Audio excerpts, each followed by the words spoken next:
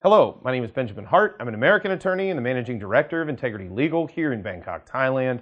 As the title of this video suggests, we're discussing foreign YouTubers and business visas and work permits.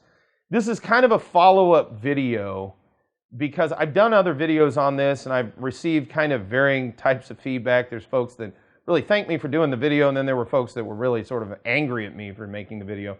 But long story short, and I've discussed this at length in other videos, but those who are working, they're doing YouTube in Thailand, they're deriving profit from it. Even the profit is not necessarily the issue. That can be deemed to be work. And I think in most circumstances, those who are making their living, especially at YouTube and doing it a lot, could be deemed to be working in Thailand. And in fact, I think they would be deemed to be working in Thailand if you read the definition of work under the Emergency Decree of March 2018, or if you just go through sort of the Labor Act and get an understanding of how that works here in Thailand.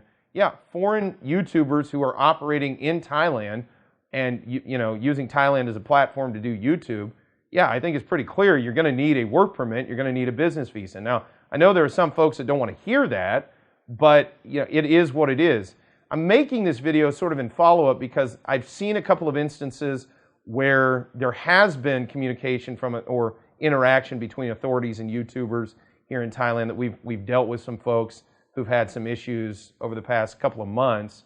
And it's not just one, there's multiple circumstances where this has come up. It hasn't been a major issue, but what it looks like to me is that there is, I've said this, I made another video contemporaneously with this one where we discussed taxes.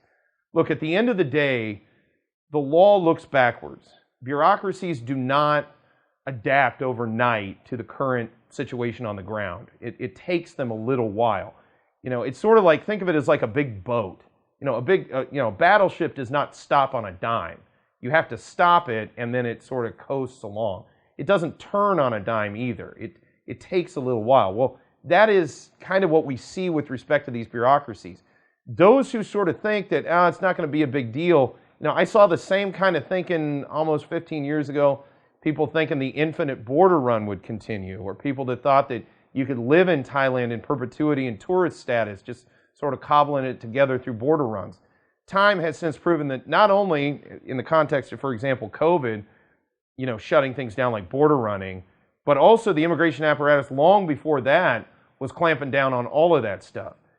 I don't think YouTube is all that much different. I think as time passes, we probably will see more initiatives, especially in a tax context and a labor context, to go ahead and bring folks that are on YouTube sort of in line with Thai law on labor and Thai law on, especially on tax. I think in a revenue context, you could definitely see it. So again, depending on circumstances, this may not happen tomorrow. It may not happen 2 weeks from now. Could happen a couple years from now or further out. But I think at some point in the not totally unforeseeable future, we could see a change with respect to enforcement of work permit and visa rules being directed toward the YouTubers.